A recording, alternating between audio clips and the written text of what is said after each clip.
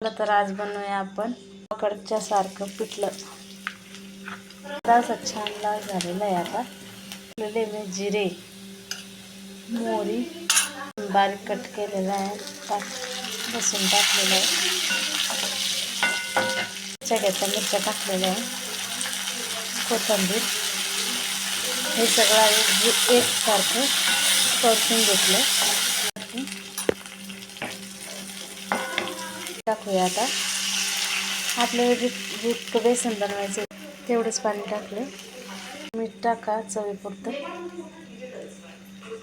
अशी उकळी आलेली आहे. आता आपल्याला बेसन पीठ टाकायचं आहे. बेसन पीठ टाकलं की हलवून घ्या. असं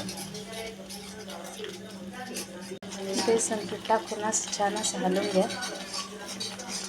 मस्त असं छान असं परतून घेऊ आपण. आता म्हणजे याच्यामध्ये काही गाठी झालेल्या असेल त्या कुठून जातात. बेसन तयार झालेलं आहे, बघू शकता तुम्ही किती छान दिसते.